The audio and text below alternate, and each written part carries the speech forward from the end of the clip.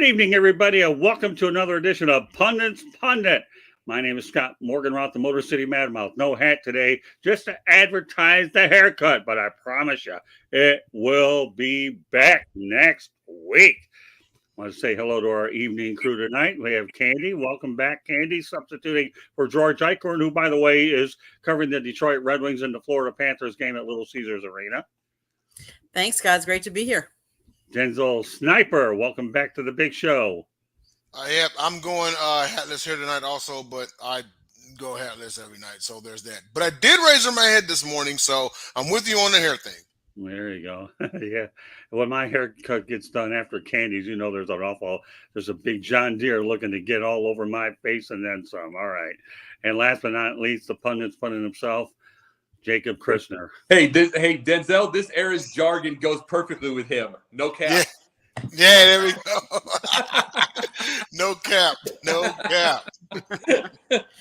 All right, so with that said, I'm gonna turn over the red carpet and the microphone to Denzel Snipes, and he's going to take over. And then a different format change tonight. Pundits Points will be at the end of the show. It will not be at the beginning, so we can focus on the topics at hand. All right, Sniper, take it away.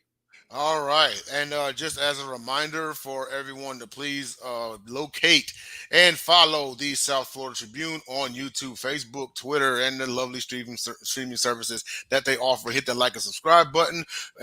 For any notifications, hit the notification bell. Also, like and follow Sideline Sports on YouTube. You also got reruns coming on Stream TV every single week with myself and the crew you see on the screen, as well as our other guys, JT, Joe, or JB, Jake, John, Dom.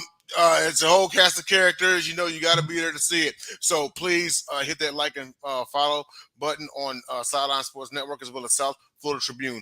So let's get on to our first topic here. We got a pretty good show for you today, and it's a bit of debate going on here. It's about to happen. Maybe we're all in agreement. Who knows? Do coaches' egos ruin teams? This was interesting, and I do want to kick this off and go really quick. So the question is, do coaches' egos ruin teams? Now, on one side of the fence, I'm going to say here that a coach does have to have a bit of an ego, but the ideal coach would have just enough of one, because you have to have that self-assurance. You have to have that assurance that you can lead a team to the promised land. You can lead the team to success. But the question is, does too much ruin a team? A couple of points. So you all remember Rich Rodriguez. He was the head coach of West Virginia University football team sometime in the mid-2000s. Also, there's Chip Kelly, who was over the Oregon Ducks, famed spread offense, as well as the Philadelphia Eagles. Well, both men were egotistical because they thought they were the godfathers of the spread offense. Never mind the fact that guys like Tom Osborne existed in Nebraska, totally wasn't winning championships in the mid-2000s with who I believe is the greatest option QB of all time, Tommiefrazier. Name me one better. Anyway, both those men had huge egos, and they also led to their exits as well. Then there's the ego of one guy, Lane Kiffin. One incident in particular, when he was trying to recruit wide receiver Alshon Jeffrey, Pundit, you know that guy too well. He played for the Bears. When he was trying to recruit him to Tennessee, he once told him that if you don't attend the University of Tennessee, you'll be pumping gas for the rest of your life. So now let's fast forward some years later. In his second season, Alshon Jeffrey for the Chicago Bears had 75 receptions for 1,200 yards and 6 touchdowns. You remember that, Pundit? Of course I do. And on the flip side of things, Lane Kiffin was fired after a 62-41 drubbing to Arizona State. So, and he was known to ruin that team with his ego. So, yes, I totally agree that coaches' egos can ruin teams, and it's especially a shame if it is a loaded, talented team. But I want to pass it on to Jake here and see what he thinks. What do you think, man? Coach egos ruin teams?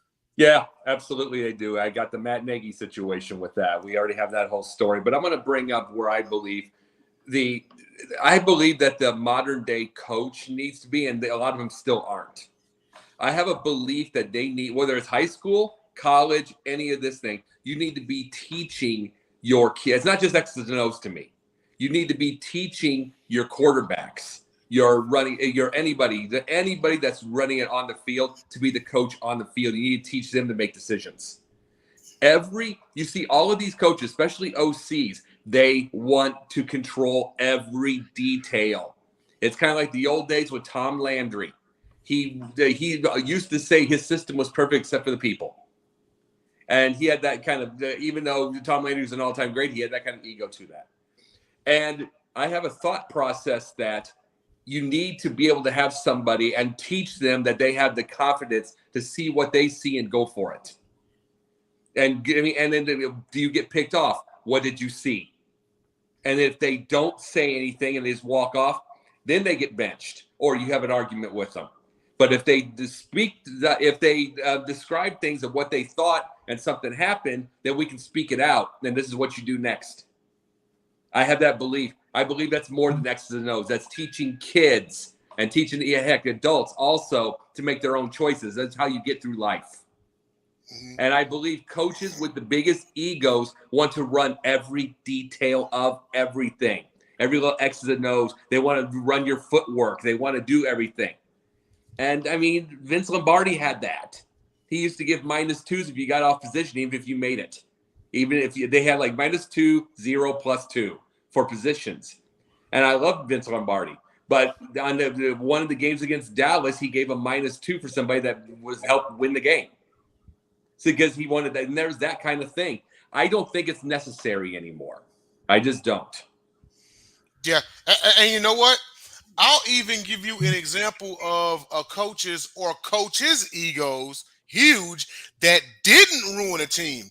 You know this all too well. Your 85 Bears. Mm-hmm. There was a power struggle between Mike Ditka and Buddy Ryan. Yeah. And it made no negativity towards the team. They went 15-1 and won the Super Bowl. The reason why their egos didn't ruin the team was simply because the team was just that good. I also think defense. I also think everybody had an ego. It's like Jim McMahon would fight Ditka, which these quarterbacks won't fight these people when they're stupid. He'd fight him. He'd say, "Dude, you're boring. Sit down. We just scored." You know, and what can Ditka say? You know, he yells 98% of the time, but there's that 2% you can keep him quiet when it worked. And that was those are the things. And it's like, but everybody had that ego. In those cases, you can't have that humility. You have to fight them. You know what I'm saying? There's those type of deals. But those are the things I think. It's the fact that the new end coach, the new world coach needs to be teaching, and this is my thing. I want to do this at least too. They need to be teaching the kids, adults, anybody to be making their own decisions and tell me what you saw. Yeah, absolutely. All about teaching them, you know. And one more thing about that 85 Bears team, you know, the egos between, you know, Buddy Ryan and Mike Ditka was just so great. It was almost as if the Bears had no choice but, they say winning cures all, but it's almost as if they had no choice but to win the Super Bowl, because if they didn't, that would have been a media circus. Two coaches that don't get along. Yeah. You know, so winning the Super Bowl actually saved them. Oh, yeah. Well, the one thing about it is if Ditka and Ryan was there today, I wish they were, because you would have the media circus like 24/7, but neither of them cared. Both of them would just cuss out the media, which would get all over the place and get on TikTok and everything. Yeah, like get out of our business. You know, let us slug it out. Exactly. Yep. Well, I want to swing this over to Candy, and then get your thoughts about this topic and anything that's been talked about thus far. Scott, I hope I don't steal your thunder, because I know that we were talking about this topic earlier today. We were talking about it as far as college basketball. Let's face it, for the last, I don't know how many years, the coaches have to adapt to the new basketball. And what I mean about new basketball is the one and dones. Right. If you didn't adapt to that, the Mike Krzyzewskis or the Calipari, if you don't adapt to that and say, okay, I'm okay with one and done, I'm going to go for the one and dones. If you didn't adapt to that, you're gonna fall out, and you're gonna be left behind, because that was what the new age. Now with NIL money, it's going to be very different, and I think that's really going to change all of this with the egos of the coaches too. Because yes, I think you're right, Denzel. You need a certain arrogance about you, a certain confidence, because that's what you want to instill in your team. Because if you're confident, then you're teaching your kids to be confident. They're more likely to win. Mm-hmm. But with NIL money, it's going to make an interesting twist on all of that, because now they're going to be getting paid. And it's like, are they going to have the same motivation? Are they going to be one and dones? Or are they going to stay, oh, you know what? I want to stay another year to get more money in the NIL, because I might get more money NIL than turning pro right away. So I think NIL money is really going to change some of this. And I think if the coaches don't adapt to it, you're going to find a lot of coaches being, kicked out, and quickly. Oh, Candy, really, really quickly, just one real quick deal. Well, I think NIL money would be perfect for this new wave idea of coaching that I think about. It's because you're telling them they're adults now. They are getting paid. Mm-hmm. So if they're adults, I want you to act like an adult. And their ego would say that, because they all think they're adults anyway. So I think you're just saying, so what do you think? Then they'll listen to you when you think this. Oh, you did it wrong. They'll listen to you more than just screaming and hollering and getting their face. I think this is a new world we got to think of. You only need to scream when it's necessary. You don't need to make it all the time. Well, and I think like the NFL coaches, if you don't adapt and coach to your players' strengths and think you can just force your way of doing things and thinking your way is always going to be right, your players aren't going to succeed, because they have strengths that will help them succeed, and you need to coach to those. Yes, they have weaknesses, and you've got to, coach and be mindful of that, but you also got to know what your team's strength is and run with it. Mm-hmm. Yeah, absolutely. The coaches have to carry that with them, because, well, I mean, let's face it, being a head coach is a tough job. They have to have some sort of ego about them.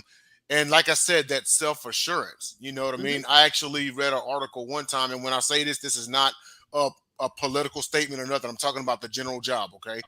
And that is that the the president of the United States carries a certain level of narcissism, because it has to take that to run an entire country. We're talking about a job where it's, even with $250,000 a year and forever Secret Service when you retire, I still wouldn't wish that job on anybody, So if you're going to take that job, you have to think you are the you-know-what, So with that being said, and being a head coach, especially an NFL one, you have to, and that's one of the toughest jobs in sports, probably the toughest, and even in college, because with some of those guys, they don't have father figures, right? So you're essentially being a coach, a mentor, and a father figure, if even for 4 years. But you have to have some sort of ego. Like, I'm the man. I'm the one that they come to, But when it bleeds over the top, that's when it becomes a problem, and you start to ruin the teams, just like you said, Candy, taking those weaknesses and fixing them, identifying those spots, taking those strengths and building on them, You can't take your eyes off of that and just think, oh, well, I'm just doing my merry thing.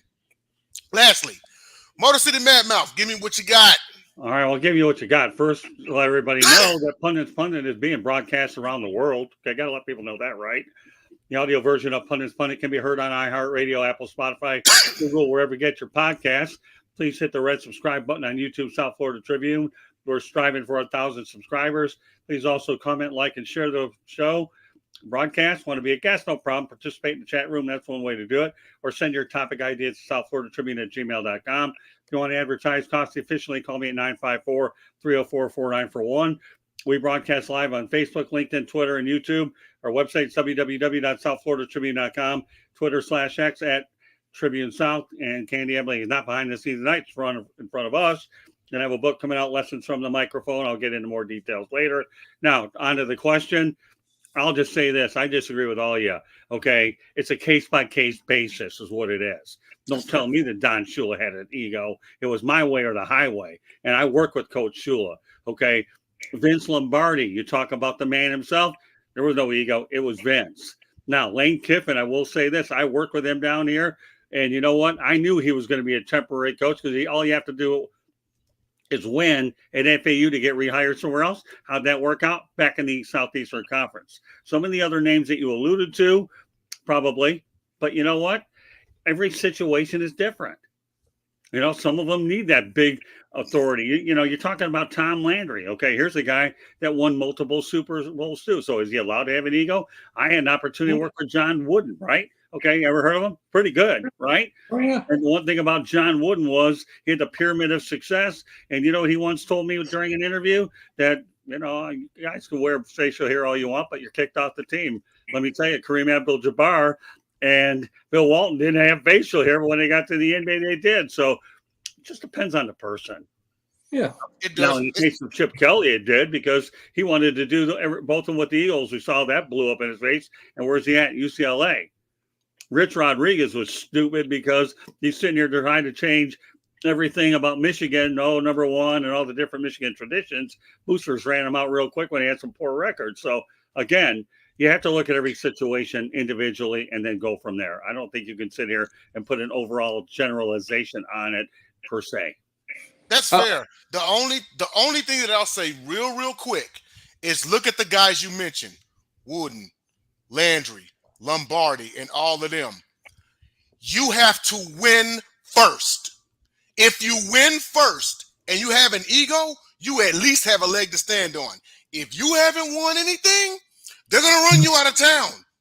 Right. Yeah. And personally, the thing, and everybody that you brought up, Scott, I have nothing but the utmost respect. When I was saying ego, I just was saying that, yep, they have an ego, but it doesn't mean I don't respect them. But Jacob, if you're going to do that, then my advice to you, my friend, is you better watch the word and control the word in terms of what the word is and what your intent is. Because that's one mistake that everybody in journalism makes. You can take a word, I interpret it one day, and all of a sudden you have a different conversation. Remember, you're talking to a guy here that interviewed O.J. Simpson, asked him the same question 5 different times and got 5 different answers, okay? Yeah. So you have to understand that when you come up with topics like this, and I have no problem with them, the word ego could be changed to a different word, and all of a sudden we have a different conversation about ego this and ego that. Mm-hmm. Oh, no. And there is, and everything that, and you're correct on that. I appreciate that, by the way. My main thing was, it's like, I believe that there are ones that are just, there's a good ego, there's a bad, there's ones that go overboard. But it's like, I have all the respect in the world for what they did. I just believe that there is a way in this NIL world that you can be able to coach now. I just have that belief. A lot of them don't get there yet, you know? Well, I'll tell you one thing, and I've learned this over time. I detest people with any egos. I really do. You think you have a big ego? I'll outwork it. We'll see where it all ends at the finish line. People that egos are insecure is what they really are. When you have an insecure person, you have to have an ego to try to build yourself up because you don't have the confidence. You just outwork everybody. The ego stuff and success takes care of itself. Sure, absolutely. Everything just kind of falls in line. Well, man, great discussion on this one. I'm going to move on to our next topic here, and that is the case of the Quincy Notre Dame Raiders volleyball team.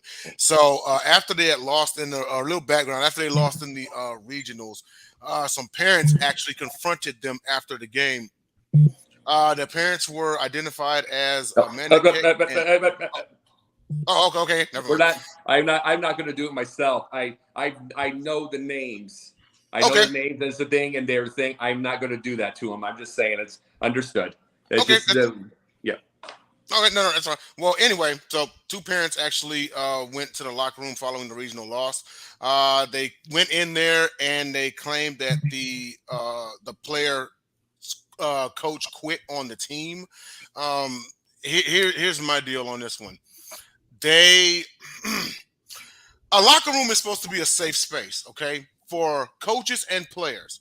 That's their privacy area. I mean, you even have to, even as like media, like you have to have a go ahead before you can go in and get your interviews and all of that, right? Coach has to talk to his team first and everything, and then all right, let the media in. Boom, they go in there and then they do their thing. But for parents, yeah, that's a no-go zone, okay? Period. Not only that, But what they did, they cut their coaches down in front of the players. And I'm a huge fan on you don't do that. You don't knock them down a peg. See, there's some of those kids that don't know any better. And then it's bad enough that they have to go home, and then they got to hear from their parents and everything. So now they're going to get to the school. There's a chance they don't even respect their coach, This is where parents can stick batteries in backs and bugs in ears. I'm not a fan of that at all, okay? That coach is doing their job. And do you really think that they worked all season long to get to the regionals just for them to quit on you? That doesn't even make any sense. It doesn't make any sense at all. Just like I didn't believe the whole, Jay Cutler gave up on his team in the NFC Championship game. The biggest game of his life, and you're going to tell me he quit. Now, people maybe feel different about that, but I just don't think someone will get to that stage and be like, yeah, I'm done, So, I totally disagree with their actions and everything, but I'm going to switch it over to Jacob and get his thoughts. The reason there was no disrespect to what I was doing, Denzel, not a thing of disrespect at all. Main thing I did, the reason of this is because Muddy River News, who first brought this out, brought their names up, like you saw it from there. Yeah. And this is going to hurt. Bringing that up, I thought was stupid because that's going to hurt the kids getting chances at scholarships in college. That's true. At certain colleges, it's going to hurt them because they're going to know this, and those coaches are not going to want to deal with those parents. So that's why I was saying we're going to get a bigger footprint, and I don't want to hurt them as I think. That's why I did that. That's fair. That's fair. But to the parents, to this, and this goes to the parents at this one and the parents at these for these referees, that there's less and less referees in sports now. There's less and less coaches volunteer. This is the thing. Your kid, other than luck, ain't going to the pros. Quit living through them. You are running out good coaches. You're running out good referees. There are referees that are getting knocked to the ground with a fist by these parents or getting into fights. And it's like and the coaches with the parents that will assault them because they're not putting their kid in the game. This is serious because we're going to be shutting down leagues if we don't have enough referees. We don't have enough people volunteering because they don't want to deal with the dad or the mom that think that their kid's going to the pros and they're like 9 years old. This stuff's got to stop. And Notre Dame, this is the thing. Notre Dame's a Catholic school. Quincy Notre Dame's a Catholic school. This is the biggest thing about this is you would think, and no disrespect to Quincy High School, but you would think those parents would do that. No, this is a Catholic school, and they are ramrodding themselves into the locker room of their kids to go to confront someone who is 177-27 record, 27 career losses in the time that she's been there. And you're confronting her like you know what you're talking about. You are the one setting up practices. Like you're the one going to doing the trips. You're the one doing all of that. Like you know what's going on. Like you know how to do game plans. You're just doing that. And this is why I get mad at fantasy football. That's why I get mad at it. That you happen to be winning in right now, but go ahead. Yeah. But it's like this is why I get mad at the thing. Guess what? I think I'd be good at coaching and be good at GM, not because of fantasy football, it's because I think of my mind. There's the thing. But when you do this kind of stuff, you are hurting the kids. You got to get over your own selves.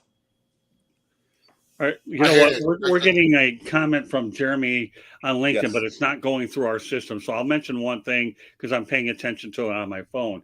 He says, hello, all parents should never be in a locker room. If a parent has a problem, they should schedule a meeting in that coach's office. So you know what?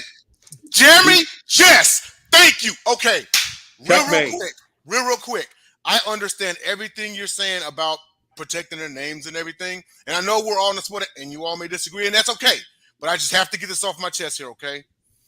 Protecting their names, that job should not fall on us. How about you not bulldoze a private area in the first place? Mm-hmm. That is how you avoid it. Right. With that said, Candy, what you got? Here's my issue. There are boundaries and there's respect. And as parents, it is your job to teach those things to your kids. Now, you did not respect the coach by going into the locker room and calling out those. You did not respect the boundaries. If you don't respect them, how are you're teaching your kids to respect them? And then how are the kids gonna, and how do we then, years down the road, fault the kids because they didn't teach them respect. Now they don't. Society has got to change. You've got to stop feeling entitled that you can do whatever you want, whenever you want. Exactly. Learn to teach respect. Learn that there are boundaries. You can't just go in to a locker room, a private area that is supposed to be, like Denzel said, sacred between the coaches and the team. Right. We cover Miami Hurricanes football game. We go to the games. I'm on the field taking pictures. After the game, I'm on the field. I can take pictures. You can try and stop players, take pictures. You watch them. They'll go over and salute the band afterwards. Then they go into the locker room. Nobody is allowed in that locker room. They then escort the players that they want us to interview into a separate room. You are not to go in there and, in their locker room. You have to learn that we have to learn respect and boundaries. Yes. It's okay. Yes. And also, just to add on to what you said, Candy, I'm with you 100%. They have to learn that, and it's a shame we even have to say this. They have to learn there is consequences for your actions. Start holding these people accountable. Someone has to teach it to them. Someone has to. Because there's hard-headed people out here, y'all, okay? And sometimes they won't learn unless a really ugly lesson is taught to them. There are some people that ain't all the way there. And can I just say, piggyback off in that? Go ahead. My dad was a high school math teacher for years. He loved teaching kids. You know why he retired early? Because he couldn't stand the fact that there was no respect anymore between the parents and the kids and his job. And I'm afraid that there are so many good teachers out there that either are not teaching because they don't have that respect anymore. And people don't want to go into the profession because of that. There's a shortage. My own mother, and I can bring her on camera whenever, and she will tell you 39 years school teaching, she knew when it was time to go because the culture was changing. It used to be one point in time when there was a meeting between a parent and the student's grades were low, that parent turned to their child and said, don't ask me for anything extra until this grade comes up. Now that kid's grades are low or whatever, they want to blame the teacher. Even though everyone else could be passing, So obviously their kid's a problem. But you know what? And that's a whole nother tangent. We might do a part 2 or something. But Scott, round it out. You have to calm me down. I might need some Mountain Dew after this one. Scott, what you got on this one? Well, I mean, you guys pretty much took the words out of my mouth, and that takes a lot to do. But I'll give you what words I do have left anyways. Number one, reality of the situation, if these parents think they could do any better, get rid of the coach, right? Just go out there and do it yourself. Let's have the roles reversed, right? Okay. All right. Let's Mr. Schwartz do any better. We'll see how much better, and I'll scream at you. The problem is you're not going to have any more coaches that want to do it because they don't want to deal with you. Number two, the referees are going to not want nothing to do with you. And then what are you going to have? You're going to have nothing. So my dad, to me, one of the best coaches on the planet, the parents stayed away to let him do what he had to do. We all did what we had to do. And we were winners. I had one team where I was on a little league team that went 21-0 the year my grandfather died at the age of 10. And then we went, and the following year we made it as city runner-up. So city runner-up. It's all about respect. But keep it up. Keep abusing these people. And you know what will end up happening? You might as well just go ahead and coach, because these people that are volunteering their time, they're not getting six-figure incomes here, folks. Okay, these are just regular, plain old people looking to make a little extra money and be part of this whole process of being a coach as well as a referee. So what is there to really say? I know about the cooling off period. Why do you think a lot of coaches don't come? You need a cooling off period. I learned a lesson here covering the Marlins, and I won't mention any names at this point. where one of the beat writers that covers the team or was a really big part of the media said, I never went to the post-game media availability, so I don't like to question the manager afterwards. I would bring it up the next day because give them time to cool down a little bit is what you have to do, and then they can think straight. But this is a different animal. I don't care what sport, volleyball, baseball, whatever, softball. You're going to run out of people. And then who's at fault? Who's going to teach your kid? Obviously, you're not doing it.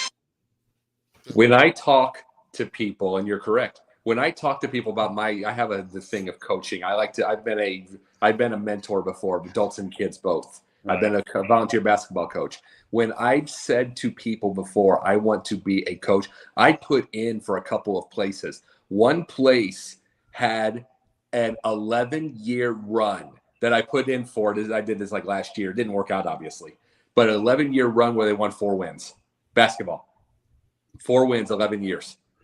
I put in for that one. Of course, it didn't work out. But do you know why I want that? Is because what's the expectation? What's the expectation on that? They know that this team's miserable. They know it's horrible. Most of these kids they're probably a Catholic school. Most of these kids are going to probably be lawyers. You're teaching them to be a team. You're teaching them to be everything like that, and they want them to be able to go. They're not having an expectation they're going to the pros. And then by the time I believe that my thought process is going to make them winners, they're going to be left alone. But it's like when I took that just one team, I was coaching the team for volunteer basketball. They got better, but we had 1 tie and 5 losses. I'll admit that. We had like one really good kid, a couple of them that you could run a play with, and like 4 kids you ran into each other.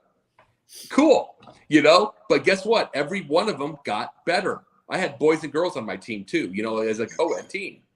They all got better. And then all that kind of stuff like that. One of the dads, they paid for my meal one night when they saw me in the thing. Paid for my meal just because their kid got more play time than he'd ever gotten in his life, usually on the end of the bench. I played him more than just about anybody. And it's just the little things like that. The parents, there are good parents out there that do understand it, but that's the kind of team I want to coach. The 11-year loser, all that stuff. Give me time to build it. I have an idea. I don't want the 30-win team. I don't want that because I don't want to deal with the ridiculousness. Yeah, no, totally get it. And we'll get on to our third topic here, and that is the Las Vegas Raiders.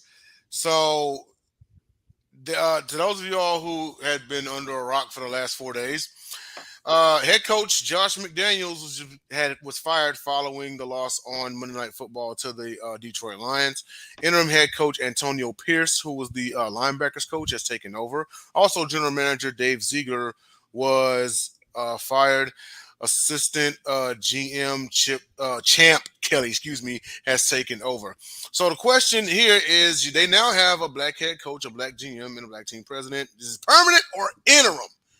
I'm going to lean on the side of it actually could be permanent. Reason being is because, ironically, the first black coach in NFL history, Art Shell, was hired by the Raiders franchise. Also, guys like Hugh Jackson have been head coach with the Raiders. So they're not above hiring black coaches. You know what I mean? Now, as far as the front office side, maybe a little bit of a different animal. I'm not going to put anything like above it or anything like that. I think that it could be headed somewhere. I'm going to lean on the side of permanent. Of course, it's going to be performance based.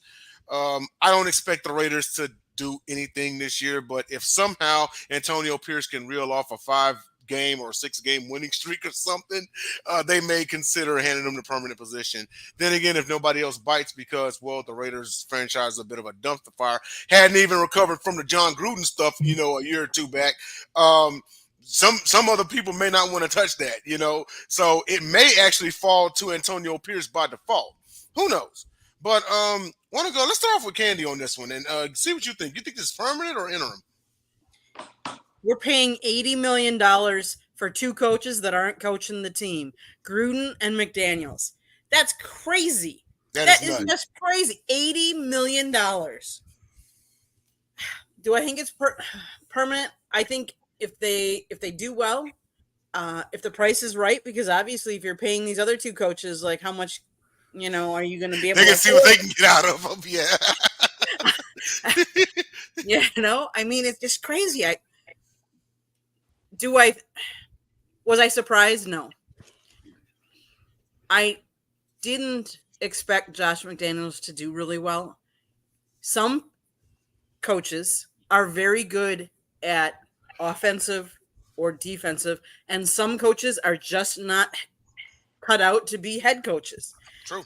For whatever reason that is, whether he doesn't let his offensive coach, and then there's a battle there, you never know. I mean, we're not inside those teams. But what does this say about Bill Belichick and his tree of coaches? Interesting. They have not. The branches are dead. I'm sorry. What did you say, Jacob? I said the branches are dead. I agree. But let's face it. What has Belichick done without Brady? Yeah. And you know what? Outside of the Belichick coaching tree and outside of Tom Brady, the quarterbacks too, because at the same time all this has happened, Jimmy Garoppolo has been benched for Aiden McConnell. So, you know, but one good on the Scott here, you know, for once I, you know, had to go sick. But what's your thoughts about this right here? I know you followed the Raiders for, you know, a long time. I follow the NFL. You know, here's the situation. If the Raiders learn anything from the last time, you have an interim coach who's doing the job, keep them. Rich Bisaccia earned that job before you even brought in Josh McDaniels. My goodness. You keep Antonio Pierce. Number two, you keep Antonio Pierce. You won't have to worry about the Rooney Rule because he, you know, you don't have to use it because he's there. So, you know, the reality of the situation is Mark Davis has gone through a bunch of coaches, I think, 10 in the last 12 years. So if you're going to Las Vegas, I wouldn't worry about buying any real estate. And if you do, you probably should go out there and sign a year's lease on an apartment or whatever until you know you've been there 3 to 5 years. Hadn't been the case. So, you know, the reality of the situation is Josh McDaniels should have taken the Indianapolis job when he had it a few years ago when he backed out to stay with Belichick. And then he goes to Mark Davis and you see what happens. Candy makes an excellent point about Gruden. Well, okay. Bear in mind, though, you know, all Gruden taught me was, or anybody, don't press send. And that's what got him blackballed from the NFL. So John Gruden's moves were self-inflicted, and he had his name taken out of the Ring of Honor in Tampa. So, you know, do I see a scenario where you have 3 African Americans? And sure, but I think it's all premature right now. Anyhow, let's focus on the 1-loss record between now and the end of the year, and then we'll be able to bring this conversation up at the end of the year. I understand why you're bringing it up now because of the bizarre nature of the events and how quickly they handled on Monday Night Football when the Detroit Lions beat them. And then he had another embarrassing loss to the Bears. I get that. I think the topic is a good one. It's premature. But if they end up winning out or finishing over 500 with this trio, I think it's entirely possible it could happen. It could, very much so. I mean, me personally, I didn't think Jack Del Rio was a bad coach for him. But now I know Jeremy Ballrick is communicating through LinkedIn. Unfortunately, folks, tonight we're not getting his comments. So, Jeremy, it's not that we're not getting back to you. We'll have to get some of those technical difficulties worked out. But thanks for being a part of it. And then if Candy sees them on there, she will. But meanwhile, we'll just keep the flow going anyways. All right. And last but not least, Jacob, to round it out. What do you think? You think this is permanent or interim? I'm hoping permanent, and I'll tell you why. I really do. Through Quincy Adolfo Mensah, you know, the Minnesota's GM, Brian Poles, the Bears, all that kind of stuff. You know what I am seeing from them that I wish every GM would do? Guess what? Because they're young black men that want to build their way up, and they feel like they have one chance. They don't give a crap. You want to know what I love? They're not listening to the fans. They are doing their thing. They are doing their thing. Ryan Poles literally listened to nothing. He got what was necessary with DJ Moore. But other than that, he built the trenches completely, irritating the Justin Fields Swifties. Irritated them to a thing because all of their thought process was just to go get a pile of playmakers for their fantasy team. All their thought process. He basically got a 3rd rounder in Roshan Johnson, and he got DJ Moore. Everybody else was trench.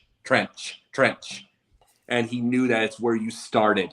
Adolfo Mensah, he's done his thing in Minnesota. He's made some fans mad too because he's not listening to them. And you want to know why they are this way? And I think I want the Raiders to do the same thing. It's because they know as black coaches or black front offices, they have more limited time. They have a more limited time frame. The thing, they can't make the same mistakes. But you know something? That means the only safe black coach I see, truthfully, is Mike Tomlin. But he's earned it. But he's earned Gungy did for a while, so don't worry about him, except when he lost the job in Tampa. True.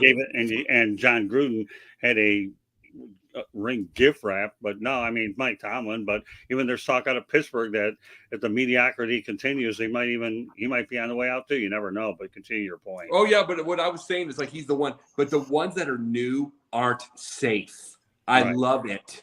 I love the way that Brian Poles does things. I want to see what the Raiders do. They are not safe because they know they don't have much of a shot. Go for it. Go for the grand slam. And I want to start. I hope that if they keep their jobs, I hope they have that there's every man and woman in these front offices. And we have to say men and women now. We have to say because they are in the front offices and the coaching and everything. I hope every single one of them take from that and start taking more chances. Because there is the one thing about the Bears, especially, they're safe, they're old, they're dusty, old ashtrays, especially the front office, especially the owner. But they are, and they need.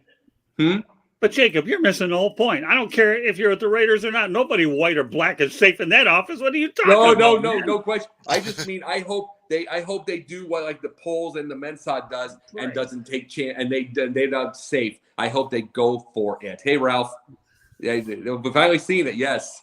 Detroit Lions become elite by breaking a front office and coaching staff mid-season. Yes, they did.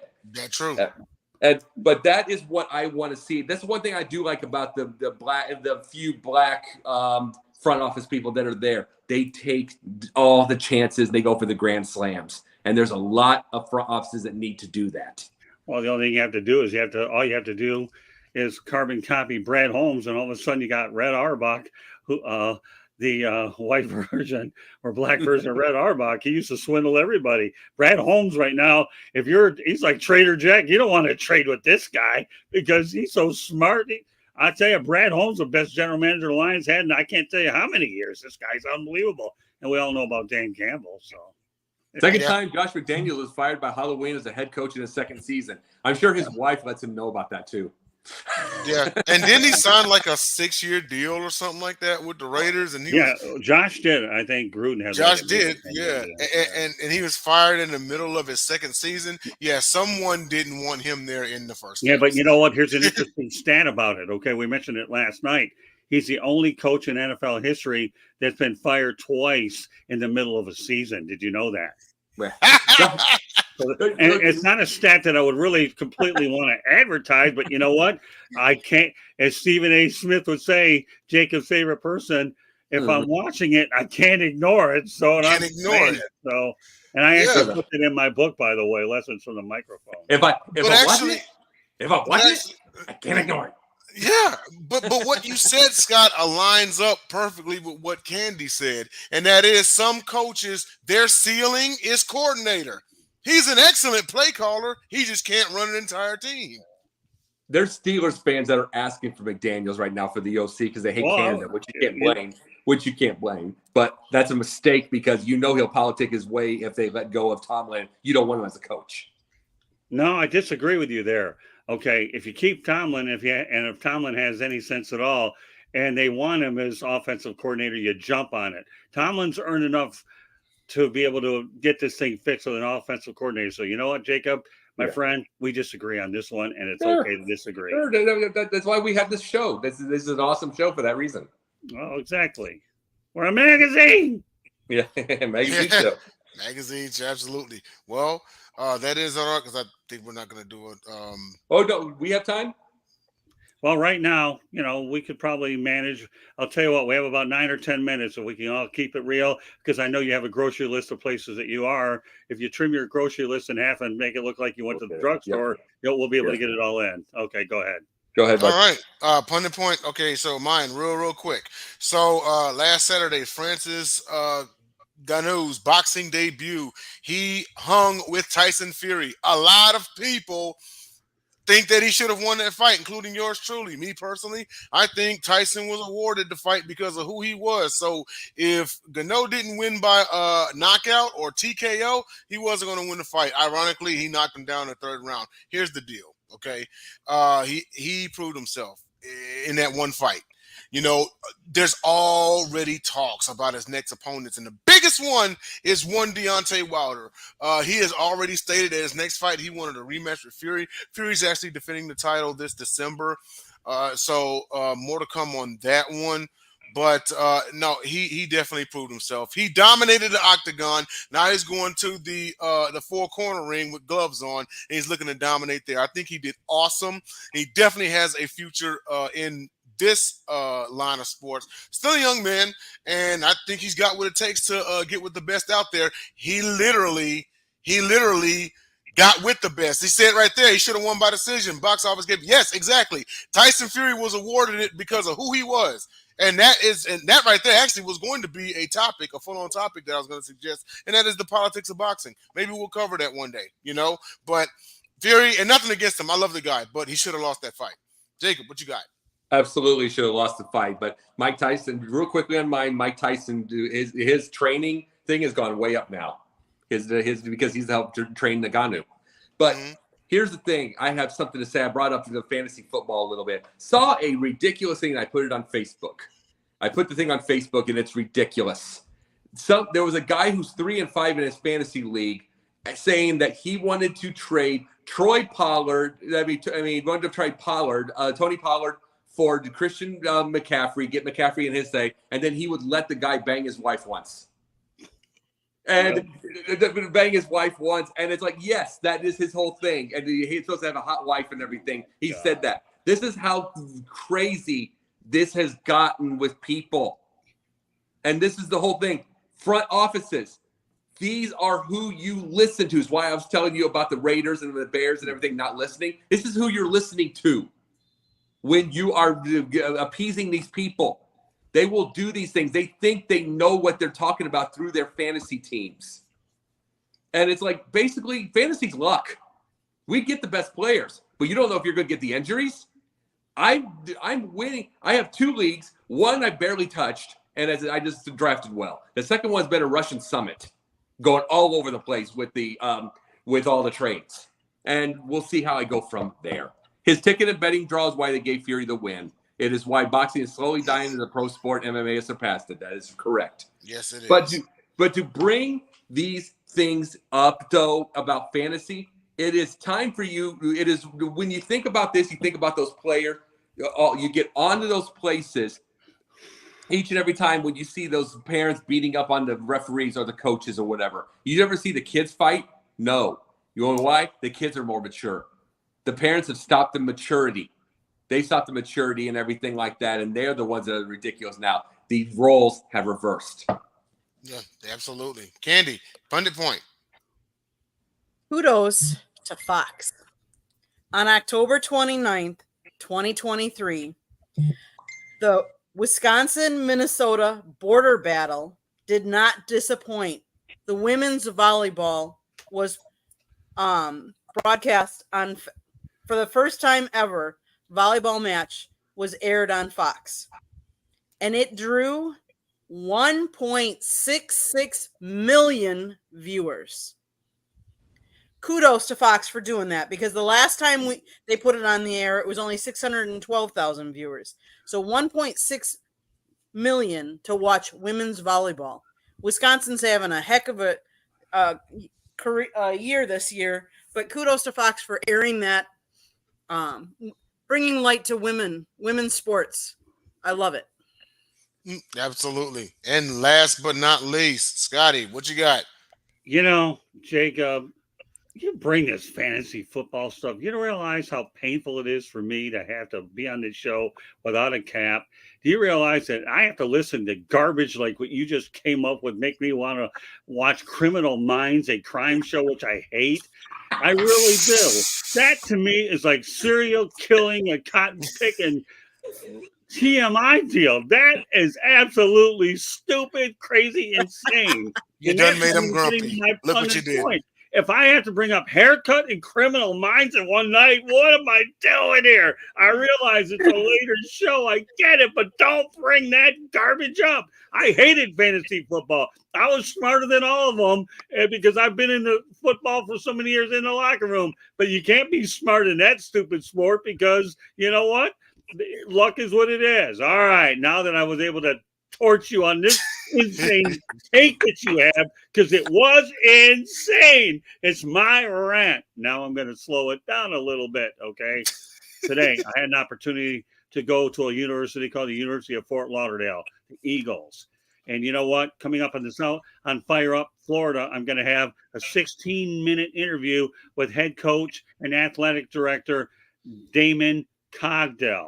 Okay, this is a university right now that started football a year ago in 2022, and I've gotten to know their SID, who's become a good friend, Monty Perez, and I'm going to be doing a lot of projects with Monty. I'm not going to go ahead and get into divulge a lot of them, but this is a school there where you're talking about the Sunshine State. Watch out for them, because I tell you right now that the interview that I was able to get from this guy was unbelievable. Bear in mind, Damon Cogdell played in the Canadian Football League for the British Columbia Lions in 2000 and 2001, won a championship there. He graduated from West Virginia University, also went ahead and was on Charlie Strong's staff at University of South Florida, and has mentored over 50 NFL players, including Geno Smith. So you want to talk about a feel-good story. If you're doing your job and diligence right in this industry, okay, these are the types of stories that you look for. You look for the hidden gems is what you do. And coming up on Fire Up Florida, we'll probably release it this week or next week, depending on my time situation. Okay, watch out. That's one of my, when I talk about my book, okay, Lessons from the Microphone, anybody can get the obvious content that you have, but the real content hunters are the ones that look for, they hit stories like this. And I'm not patting myself on the back. Monty came to me and asked me, you want to come out and do this? I said, absolutely. I have no problem doing it. And you know what? We'll be doing other stories with them as well. So watch out for the University of Fort Lauderdale Eagles, okay? And they're located in Lauderhill, Florida, out west of Fort Lauderdale. So that's my take, including the insane one that you had, Jacob. But at least you got me going a little tonight, and it isn't the worst thing on the planet. God would rather watch paint dry than talk fantasy football. Jeremy, I can't stand you because you're right again. And this time you didn't knock my head off and then wear it. All right, Candy, why don't you take us home, and everybody can go out there and do their intros. We got about 3 minutes left in the broadcast. Take it away, Candy. So if you have any ideas that you want us to tackle, or you want to come on a show, you should be commenting like Kneecap is. But you can email us our ideas at southfloridatribune@gmail.com. Please hit that red subscribe button. It's below Jacob there. We are striving for 1,000, and we are within, I think we're within 10. So do you want to be that 1,000th subscriber? Why not? If you like this show or other shows that we have on the docket, comment, share us, like us, spread the news. We also partner with Sideline Sports, so go over to Sideline Sports and check out their plethora of shows as well. If you want to listen to our shows, you can catch them on iHeartRadio, Apple, Google, Spotify, or wherever you get your podcasts. Go to our website, www.southfloridatribune.com. Scott writes, Jacob writes once in a blue moon. And we have a lot of other writers. We have a lot of good content. If you like Hurricane football, we have a lot of their interviews, post-game interviews up on our YouTube channel or on our website. If you want to see some of my photography, go to our website. Let's see. We have a plethora of shows. Inside the Pigskin for football lovers. 108 Stitches Baseball Talk for people that love baseball. We have Scott's new show, Motor City Mad Mouth, which is a one-on-one interview show.